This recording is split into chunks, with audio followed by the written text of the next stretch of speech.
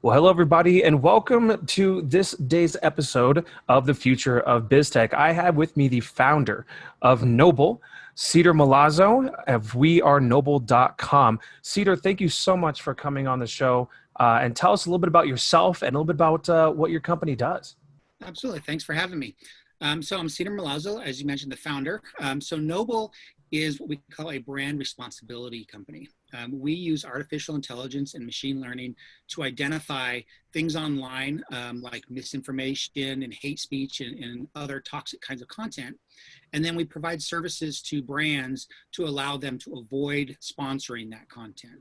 So there's been many cases. In fact, you hear about them in the news almost every day, where advertisers are accidentally running ads in front of an ISIS recruiting video, or in front of the Christchurch manifesto, things like that. Things that are obviously not something that they really support, but they are sending money to the people who are actually publishing that sort of content. And so what we're designing our software platform to do is essentially allow those advertisers to say, I want to be responsible with how I spend my money, and I want to avoid misinformation. I want to avoid toxic content, and I want to make sure that my ad dollars are spent on legitimate content, on things that actually help our society instead of hurting it. So, supporting the real legitimate news and, things like that, as opposed to just random websites out there that just have things that are divisive or incorrect or, just hate-filled. That's incredible. It might be an obvious question, but I am curious, what motivated you to start this company? I mean, what was that day? I feel like every owner of a CEO of a company has that day where they're like, just something clicks and they're like, screw it. I'm doing this, this is the company I want to build and here's why. So what was your motivation to start Nobl? It's actually a pretty interesting story, at least I think so. It was right after the 2016 elections, and there had been a huge amount, as you probably know, as everybody knows, of discussion in the news about, what they were calling fake news and other types of misinformation. And right about this time, my wife was actually working or volunteering at an animal rescue center. And my father-in-law lives up by Yosemite. And he was down visiting, and this was actually for Thanksgiving. He came down to visit, and he was telling us these stories about how everyone in that area where he lived was going out and killing possums.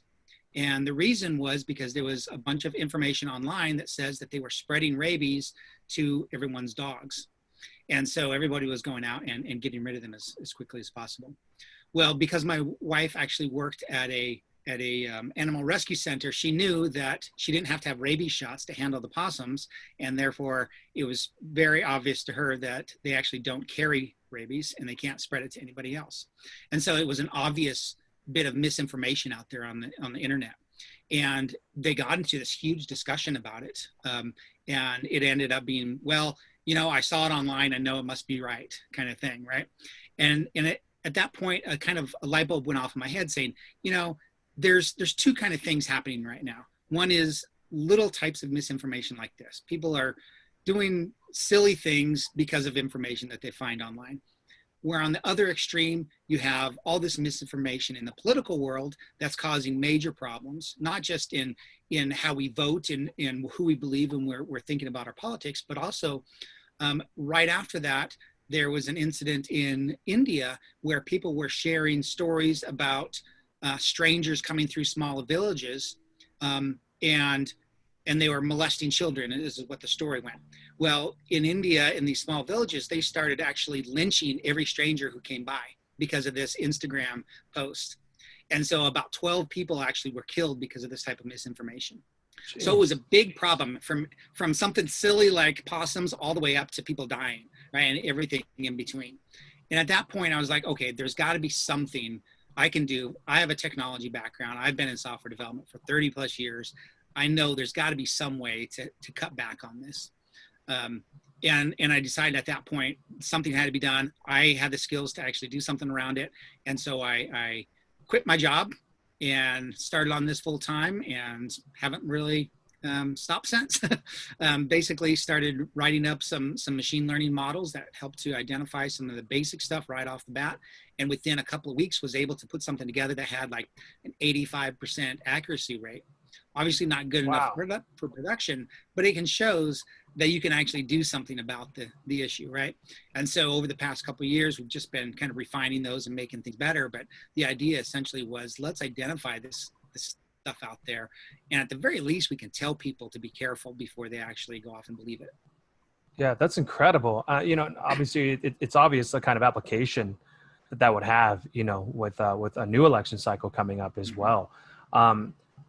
What do you find? I mean, how ramped up is this now? Because I mean, it's, you know, the time of this recording anyway. You know, we are in what are we in June of 2020. So we're about, you know, 5 months out or so until the next presidential election. You know, how do you see your software being used right now for gearing up for this kind of political climate coming up with all this information and misinformation coming out? Yeah, it's an interesting time, that's for sure. It's not just the election, it's also the coronavirus and even the Black Lives Matter movements that are happening right now. There's just so much going on, and there's so much misinformation out there that it's very hard to tell what's real. So in terms of where we're at, like I said, we spent the last couple of years basically working on the technology. We've got about 6 people or so on the technology side, just building things and making things better continuously. About 3 months ago or so, right about the time COVID-19 hit, we actually started going out to customers and actually deploying it. So it's very early stage still, but we're seeing a great uptick in interest, you know, especially with actually the COVID-19 stuff. There's so much health misinformation out there that, you know, people are desperate, especially anybody who's related to any companies that are related to the health market. We had one company who came in, we had a conversation with them on Monday. Tuesday, they were informed by the press that they were supporting COVID-19 conspiracy theories. And then on Wednesday, they came back and signed a contract with us. Yeah, so, I imagine so. I mean, good timing, but yeah. you know, because there's so many problems out there, it's a solution really that people are desperate for. And so we're definitely seeing a huge amount of traction happening right now. And I think that we will be able to get out there in enough force and enough scale before the elections to actually be able to help people understand what's real and to cut back, more importantly, on the amount of misinformation that's actually being out there and being spread around. And so, I think the biggest thing that we're looking for is the ability to cut the funding to these sites of misinformation, right? If we can identify this thing and tell the advertisers, don't place your ads here, then the profit motivation essentially goes away for those sites, right? And that's not all of the problem, of course, but it certainly is a big part of the problem. There's a lot of people out there who are just publishing whatever they want to say just so they can make a little bit of money or a lot of money. Yeah. So we're trying to just cut that financial incentive out for them. So what is it? I mean, walk the audience through kind of what is it like to implement this system? You know, I mean, I think some people might have a hard time wrapping their head around, like, okay, we get what your system does, but how does that integrate? You know, is it, I mean, what's it actually doing? Is it sit there? Is it the AI reading the ads? And, you know, I mean, like, walk us through exactly maybe how it's implemented and how that helps the clients. Yeah. And it's a really complex environment that we're working in. Our stuff isn't actually that complex, but the advertising market itself, especially when you look at programmatic advertising, is extremely complex. There are a lot of different players, and there's a lot of different ways that you can attack the problem. But the way we're coming at it essentially is in programmatic advertising, they have what's called real-time bidding or auctioning. Essentially, an advertiser sets up a program that will essentially bid on every impression, every viewable ad that happens, right? So if you pull up a web browser and there's 3 ads in the site, it goes back to the back end server and says, I have 3 ads that are going to be displayed to JC Granger, and here's his background information. He's this many years old. He lives in this area, you know, whatever information they have on you that they've been collecting, you know, and violating your privacy about. So they send all that information to the back end, and the auction is then run. And all the advertisers have the information, and they can make a decision on whether to show the ad to you or not. What we're doing is we're inserting another piece of information at that point, which is this is the page that ad is actually on. And we're reading that page, the content on the page, and we're analyzing it and coming back with a score, essentially a credibility or toxicity score, basically from 0 to 100, that says if it's a low score, it's toxic. If it's a high score, it's high quality. So we simplify it down to that level. And then the advertiser basically makes a bid based not just on who you are and your background, but also on the content that you're looking at. So decide if they want to be associated with that content. Yeah, that's brilliant. And, that's something that I think especially now with Black Lives Matter, Corona, all this whatnot, and even the election with just how polarizing, politically it is. A lot of big brands, I think, would find this to be huge because they have the most to lose.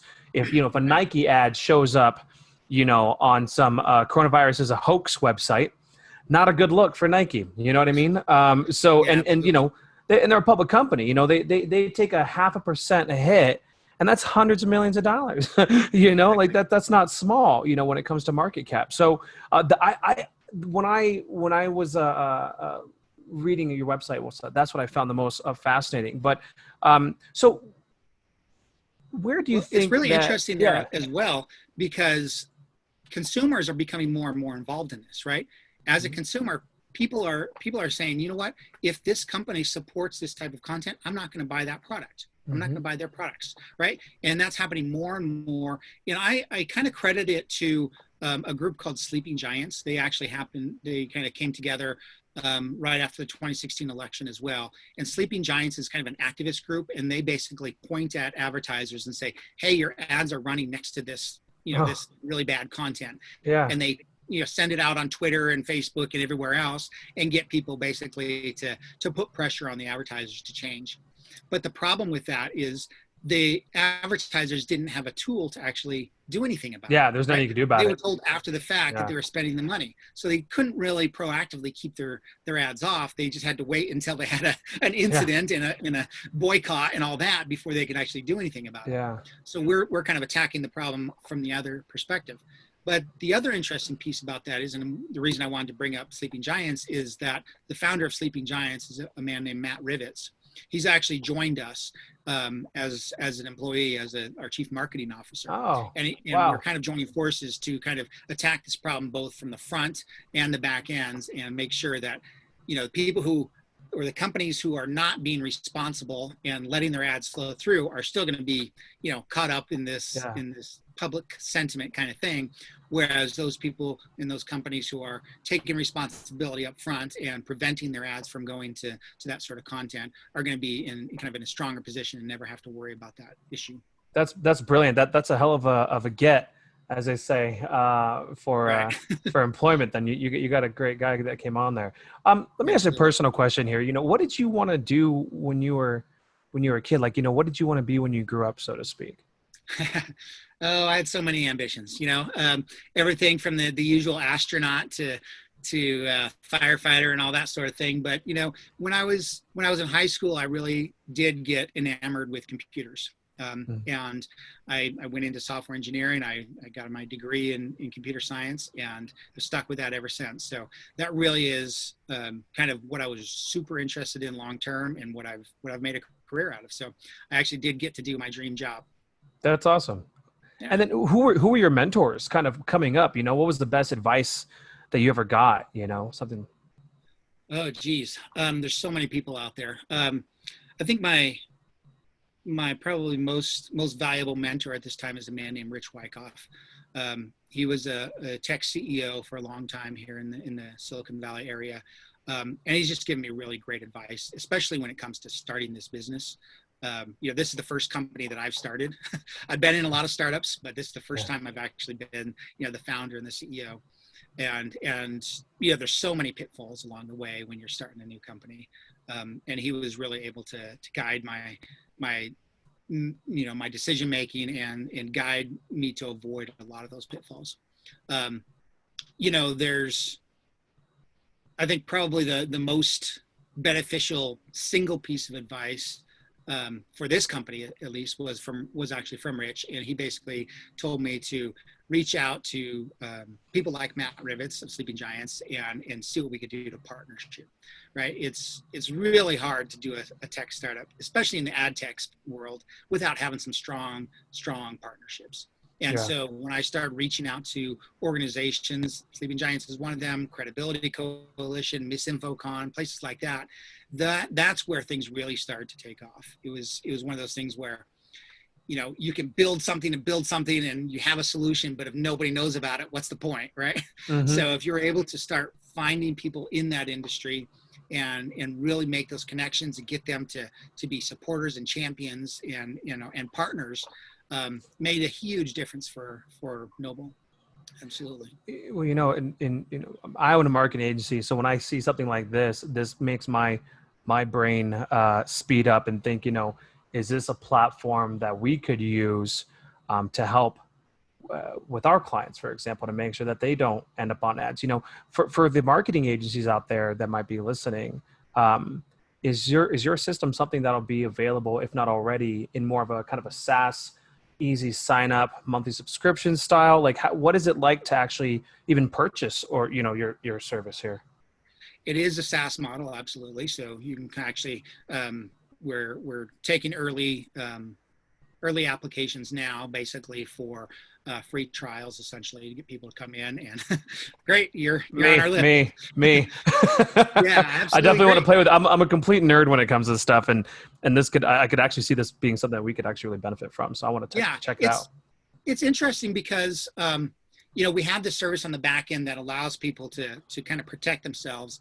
And when we present that to customers and to agencies and people like that, they're interested, but they don't quite 100% get it. But we have also a dashboard. And when we show them the dashboard and they can actually see what's really happening, how many dollars they're spending on hate speech, how many dollars they're spending on. Wow. So you could do like an audit. Could you do like an audit of their current campaign and just show them what we do. Wow, that's got to be impactful. Like seeing that for the first time, seeing that audit run. I mean, holy crap, we got like 10% of our ads are on ISIS pages or something stupid like that. Exactly. That's exactly what is actually getting our business at this point, is that's the incredible. ability to actually demonstrate the product and show that this is actually going to be beneficial and valuable to you.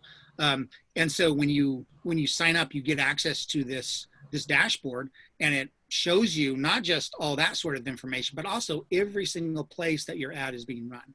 So really nowhere else in the ad tech world do you have the ability to get that sort of transparency. I mean, if you use Google advertising, for example, if you pay for or get the very detailed log information, they might get you down to the domain level. But we have every single page and the context of that page. So you can really understand exactly where your ads are being shown. Well, and it's learning all the time. It's just going to keep getting better and better. You know, right, that's amazing. That's the other piece of it. It's always learning. Exactly. So in the spirit of the title of this podcast, The Future of BizTech, tell the audience here two things. One, why you think your SaaS is the future of the industry that you're helping out, right? So, which I know marketing agencies are one of them, and also just big brands in general, right? And then, but then also, if you're able to give us a preview of anything coming down the pipeline, that'd be fantastic too. So why would it be the future of the industry, and then what's coming down the pipeline? Sure. So I mean, I think, as I mentioned before, consumers are getting more and more aware and interested in the corporate behavior of the brands that they support and the products they buy, right? They're becoming more and more interested in where you spend your money, what are you doing that's good for the environment or good for the society in general, right? Whatever it happens to be. And so it's going to become more and more important that brands become not just pay lip service to being responsible, but actually really proactively become responsible with how their advertising dollars are spent. And so just from a public perspective, I think that's going to become more and more important to these brands. From a more insider view, there's some big changes coming to the ad tech world right now. One of them is the death of third-party cookies. And third-party cookies are essentially how Google and these other big advertising companies track everything about you as you go around the web, right? So you might have a cookie on website A and a cookie on website B, and they both sell that information about when you came to their website to Google. And now Google knows more about you. And every advertising company is doing that, buying all this information. Well, that's becoming illegal very soon. And once those cookies are no longer allowed, it's going to be very difficult to target you specifically based on all your past browsing habits. And so it's going to be much more important that you understand the context of where your ad is being shown, because you don't know who you're showing it to necessarily. Yeah. You have to at least know about the context that you're being shown in. That actually has a lot of ramifications. You know, when you think about it that way, it could actually change the entirety of how advertisers target people in general, targeting the context of what they're looking at, not necessarily, you know, different piece of information about them, you know, very more psychological. And see, and that's my background. My background is psychology. So when I start thinking about this stuff, I think about the psychological side of it, more consumer psychology, for example. Right. That's really so interesting. Now you're going to have to look at, okay, what's the psychology of a person who would read this type of content? And you know, decide in real time. You have 10 milliseconds to decide whether you want to bid on that ad impression or not. So you have to very quickly make a decision on whether that impression is something you want to bid on or not. And knowing the toxicity, the credibility of that page makes it much easier to understand and to decide whether to actually target that page or not. So contextual targeting is going to be a huge shift in the ad tech space over the next couple of years. And we're really at the forefront of that because we have, we believe, the very best contextual information about the content. Our algorithms are far beyond any other sort of what they call brand safety companies out there. And the way we're interpreting the information and the way we're training our models is so different that our contextual awareness is just light years beyond anybody else. So we believe that we will be really kind of at the forefront of who takes control when you don't have the information about the user anymore, and how our ads targeted and how our ads placed. So, you know, it's a $200 billion a year market that basically is going to be turned on its head within a couple of years, within a year, really. Jeez. And we believe that we have the technology that will basically enable the next stage of this. So we think we're sitting in a pretty good spot there. Yeah, no, it sounds like it. Now, listen, this is fascinating to me. Is there anything that I didn't ask or we didn't go over that you think would benefit the audience to know?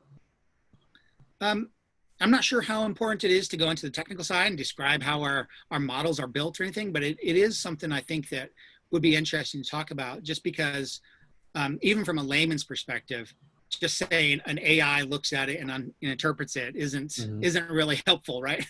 Yeah.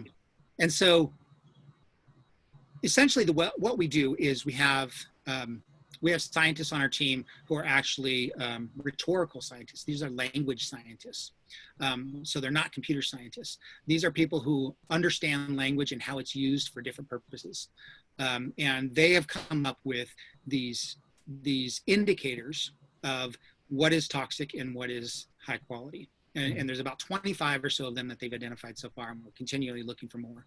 And it's everything from, you know, the clickbaitiness, how closely does the title of the article match the actual content, down to very esoteric things like the ratio of adverbs to verbs and nouns.